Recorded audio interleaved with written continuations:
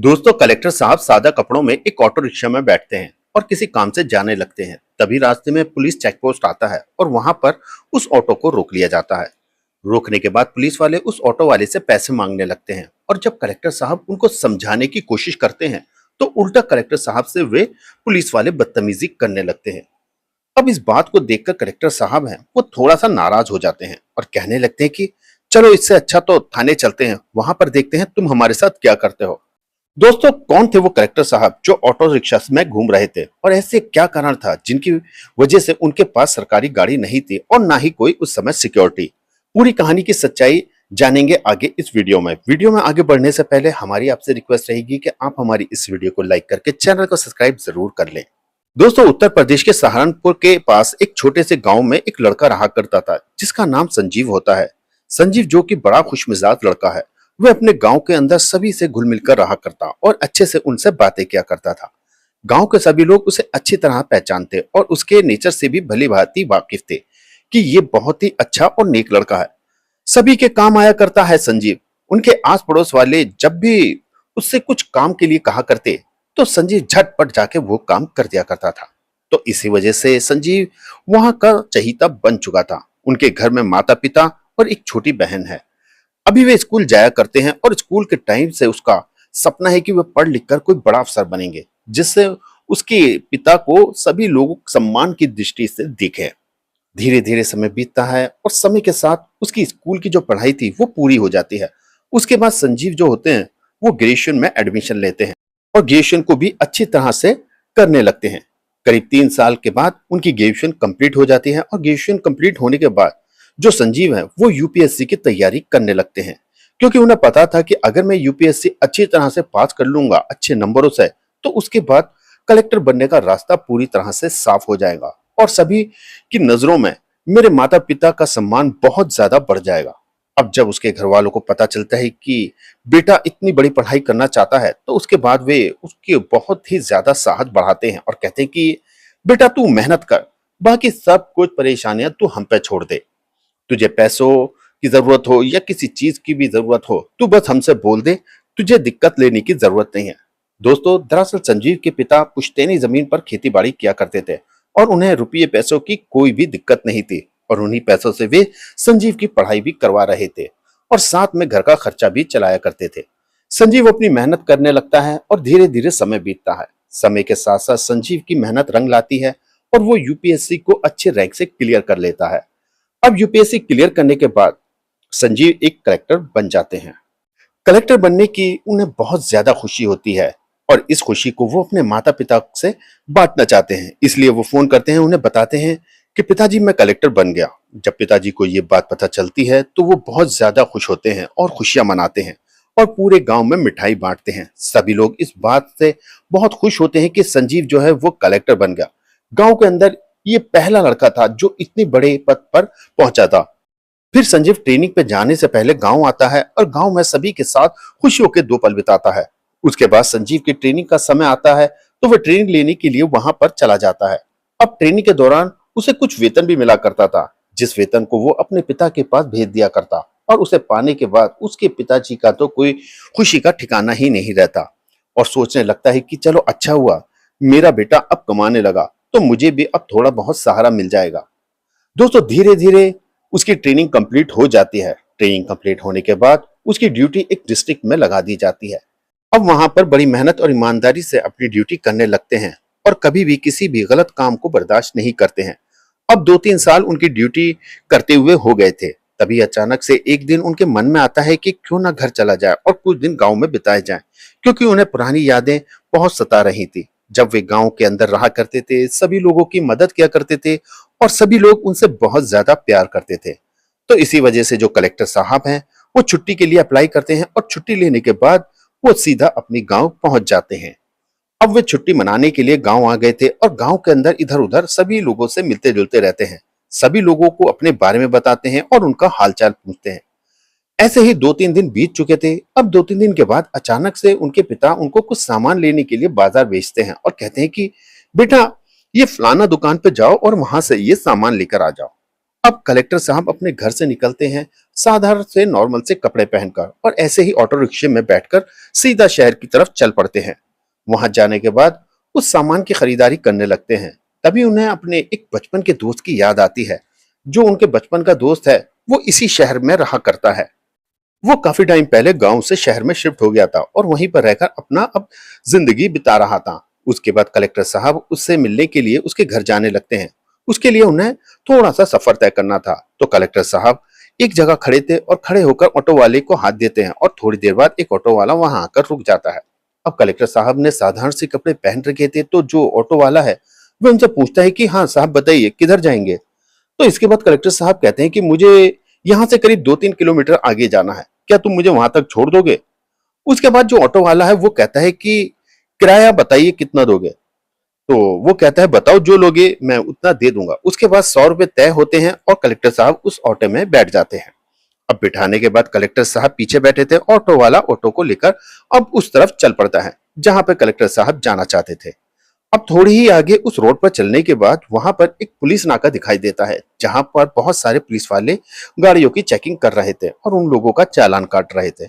अब इन सभी चीजों को देखने के बाद जो रिक्शे वाला होता है वो ऑटो रोक लेता है और वहां से घूमकर जाने के लिए कहने लगता है। तभी कलेक्टर साहब उसे रोकते हैं और कहते हैं कि भाई क्या हो गया। तो वो कहता है कि साहब आगे पुलिस वाले हैं और ये बिना मतलब चालान काट देते हैं, मैं नहीं चाहता कि मुझे भी एक चालान कटवाना पड़ जाए। अब कलेक्टर साहब है वो ऑटो वाले से कहते हैं कि अरे ऐसी कोई बात नहीं है, आप चलो मैं देख लूंगा, ये तुम्हारे साथ कुछ नहीं करेंगे। इस बात को सुनकर एक बार फिर से रिक्शे वाला मना करता है, लेकिन कलेक्टर साहब कहते हैं कि मुझे देखना है कि ये किस तरह से तुम्हारा चालान करेंगे। अगर एक पैसा भी तुम्हें देना पड़ा तो वो सारे पैसे मैं दूंगा, तुम्हें कुछ नहीं देना होगा। तो ऑटो वाला कहता है कि साहब कहाँ आप 100 रुपए के चक्कर में इतना बड़ा नुकसान कराओगे, मुझे वापस ले जाने दिए, शॉर्टकट से मैं ले जाऊंगा। लेकिन कलेक्टर साहब उससे जिद करते हैं। जिद करने के बाद उस ऑटो वालों को पुलिस वाले की तरफ चलने के लिए कहने लगते हैं।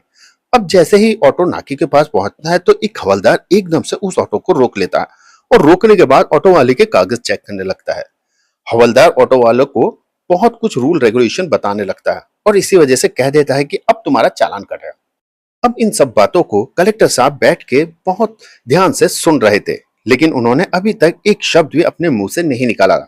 तो जो अब ऑटो वाला है वो कलेक्टर साहब की तरफ देखता है और उसके बाद हवलदार से रिक्वेस्ट करने लगता है। मैं मन ही मन सोच रहा था कि इन्होंने तो मुझे वैसे ही फंसा दिया और अब मुझे इन सब चालान का भुगतान करना पड़ेगा। वे उससे कहता है कि साहब गलती हो गई, आगे से ऐसा नहीं होगा, आगे से मैं पूरे कागज लेकर चलूंगा। इसके बाद हवलदार कहता है कि नहीं नहीं ऐसा नहीं होगा, तुम्हारा चालान कटेगा और चालान तो बनता है। अब मैं तुम्हें ऐसे नहीं जाने दूंगा, तुम्हारा चालान पूरे 2000 का बनेगा। ऑटो वाला बोला इतने पैसे तो मैंने कमाई भी नहीं, थोड़ा सा पैसे कमा लूं उसके बाद ये काट लेना बड़ी मेहरबानी होगी। तो हवलदार कहता है कि अच्छा चलो 1000 रुपए मुझे दे दो और चुपचाप यहां से निकल लो, तुम्हें कागज भी दिखाने की जरूरत नहीं होगी। अब इस बात को सुनकर ऑटो वाला कहने लगता है कि साहब मेरे पास 1000 रुपये भी नहीं है, मैंने आपको बताया ना कि अभी मैंने सिर्फ 200 रुपए कमाए हैं और मैं आपको 1000 रुपए कहां से दे दूं। पुलिस वाला कहता है कि कल तो कमाए होंगे ना, उनमें से दे दे। लेकिन ऑटो वाला फिर से हाथ जोड़ता है, कहता है कि साहब कल वाले पैसे तो मैंने पहले ही खर्च कर दिए और आज मेरे पास इतने पैसे नहीं है। अब हवलदार उसको धमकाने लगता है और कहता है कि ऐसे कैसे काम चलेगा, तुम्हें पैसे तो देने पड़ेंगे वरना चालान तो कटेगा ही कटेगा। तो जो कलेक्टर साहब हैं वो एकदम से बीच में बोल पड़ते हैं और कहते हैं कि साहब आपकी पोस्टिंग कहाँ है। अब जैसे ही हवलदार देखता है कि पैसेंजर बोल रहा है तो एकदम से उनको गुस्सा आता है और कहने लगता है कि तू कौन है जो मुझसे पोस्टिंग के बारे में पूछ रहा है। तो उसके बाद कलेक्टर साहब कहते हैं कि मैं कोई भी नहीं हूं, मैं इस देश का आम नागरिक हूं और मैं ये जानने का हक रखता हूं और कि आपने इसका चालान किस अधिकार से और किस लिए काटा है। आप तो एक हवलदार हो ना, आप चालान कैसे काट सकते हो। अब इस बात को सुनकर जो हवलदार होता है वो थोड़ा सा गुस्सा हो जाता है और गुस्सा होने के बाद अपने और भी कुछ साथी पुलिस वालों को वहां पर बुला लेता है। अब 4 पुलिस वाले वहां पर आ गए थे और आने के बाद कलेक्टर साहब से बहस करने लगे। अब जो पुलिस वाले थे वो ऑटो वाले और कलेक्टर साहब के साथ बदतमीजी करना शुरू कर देते हैं। इसके बाद कलेक्टर साहब कहते हैं कि पैसे तो हम आपको नहीं देंगे और ना ही हम चालान कटवाएंगे। अगर तुम्हें ले जाना है तो तुम ऐसा करो, हमें थाने ले जाओ और वहीं पर चलकर हम देखते हैं कि तुम हमारे साथ क्या करते हो। तो इसके बाद जो पुलिस वाले होते हैं ऑटो वाले को और कलेक्टर साहब को दोनों को एक साथ लेके थाने पहुंच जाते हैं। रास्ते में ऑटो वाला सोच रहा था कि ये मैंने क्या कर दिया, अगर मैं वहां से वापस ले लेता और इनकी बातों में ना आता तो शायद मुझे ये परेशानियां न झेलनी पड़ती। आज तो पूरे दिन का काम खराब हो जाएगा। उसके बाद सभी लोग वहां पहुंच गए थे और वहां जाने के बाद जो पुलिस वाले होते हैं वो उन पर केस लगाते हैं। थोड़ी ही देर बाद चौकी इंचार्ज आता है जो कि कलेक्टर साहब को अच्छी तरह से जानता था। इसके बाद वो जैसे ही वहां पर आता है तो एकदम से उनको सैल्यूट मारता है और कहता है कि साहब आप यहाँ पर कैसे। इसके बाद जो कलेक्टर साहब हैं वो कहते हैं कि मैं तो ऐसे ही आ गया, तुम सुनाओ तुम कैसे हो। दोस्तों, जहां पर कलेक्टर साहब काम किया करते थे कुछ दिनों पहले, इन चौकी इंचार्ज की ड्यूटी भी वहीं पर हुआ करती थी और वे अच्छी तरह से कलेक्टर साहब को जाना करते थे। अब जैसे ही चौकी इंचार्ज ने आकर उनको सैल्यूट किया तो जो पुलिस वाले थे उसको पकड़ के लाए थे, उनके तो एकदम चेहरे से हवाइयां उड़ जाती हैं। वो एकदम से सोचने लगते हैं कि ये क्या हो गया और ये कौन है। तो उसके बाद वे आकर पूछने लगते हैं कि साहब कौन है। अरे ये कलेक्टर साहब हैं और इनके यहाँ पर मैंने काफी दिनों तक काम किया था। बहुत ही अच्छे व्यक्ति और ईमानदार व्यक्ति हैं और मेहनत से काम करते हैं। अब ये बात सुनकर तो मानो उनके ऊपर आसमान ही टूट पड़ा हो और पहले तरह जमीन खिसक गई हो। वो एकदम से कलेक्टर साहब के पैरों को पकड़ लेते हैं और फूट फूट कर रो रो कर माफी मांगते हैं। अब ये बात जैसे ही ऑटो वाला देखता है तो वो भी हैरान हो जाता है और उसे भी जैसे अब ये बात पता चलती है कि कलेक्टर साहब है तो वो भी अब विश्वास नहीं होता, क्योंकि कलेक्टर साहब अपने यहाँ पे छुट्टी पे आए थे। वो साधारण से कपड़ों में बैठे हुए थे रिक्शे में, अपने पिताजी के किसी काम के लिए आए थे, लेकिन उन्हें याद आया कि उनका एक मित्र यहाँ पर रहता है जिससे वो मिलने के लिए पहुंच जाते हैं। उसके बाद जो कलेक्टर साहब हैं वो उनके पहले तो दूर हटाते हैं और एक लाइन में खड़ा करते हैं। खड़ा करने के बाद उनको डांट लगाई जाती है और कहा जाता है कि तुम ये बताओ कि तुम्हें चालान काटने का अधिकार किसने दिया। और वे उनको बहुत ज्यादा सुनाते हैं, कहते हैं कि तुम जैसे लोगों की वजह से ही ये पुलिस डिपार्टमेंट पूरी तरह से बदनाम हो गया है। सभी लोग पुलिस को एक ही दृष्टि से देखते हैं। इसके बाद जो चौकी इंचार्ज होता है वो उनसे कहता है कि साहब कोई बात नहीं, इनसे गलती हो गई, इन्हें पता नहीं था आप कलेक्टर हो। उसके बाद कलेक्टर साहब कहते हैं कि चलो ठीक है, मैं तो कलेक्टर था लेकिन मेरी जगह कोई आम आदमी होता तो इस ऑटो रिक्शा वाले के साथ बहुत गलत हो जाता। ये ऐसा करना ठीक नहीं, ऐसी बातों को बिल्कुल भी बर्दाश्त नहीं किया जाएगा। इनके खिलाफ सख्त कार्रवाई की जाएगी, क्योंकि इन्होंने जो किया है वो मेरी आंखों के सामने किया है और मैं इस बात का गवाह हूं। तो सबसे पहले इनको सस्पेंड करो, सस्पेंड करने के बाद इनके खिलाफ एक इंक्वायरी बिठाओ। ऐसा कहकर कलेक्टर साहब वहां से ऑटो वाले के साथ दोबारा थाने से निकल जाते हैं। इसके बाद ऑटो वाला एकदम से उनके सामने हाथ जोड़ता है और कहता है कि साहब आपने पहले क्यों नहीं बताया। इसके बाद कलेक्टर साहब मुस्कुराते हैं और बोलते हैं कोई बात नहीं। फिर वो अपने दोस्त के घर के पास पहुंच जाते हैं और वहां जाके उसे 500 रुपये देते हैं। ऑटो वाला बोला नहीं साहब, हमारे तो 100 रुपये हुए थे ना, आप मुझे 100 रुपये दे दिए। लेकिन कलेक्टर साहब कहते हैं कि कोई बात नहीं भाई, अच्छा खासा कमाया है, मुझे कोई फर्क नहीं पड़ता, लेकिन आज का दिन मैंने तुम्हारा पूरा खराब कर दिया था, तो कम से कम तुम्हारी कुछ तो कमाई हो जाए, ये लो और जाओ। तो दोस्तों, क्या कहना चाहेंगे आप संजीव सर के बारे में। आपकी जो भी राय हो कमेंट्स बॉक्स में जरूर बताएं। वीडियो अच्छे लगे तो वीडियो को लाइक करके चैनल को सब्सक्राइब जरूर करें।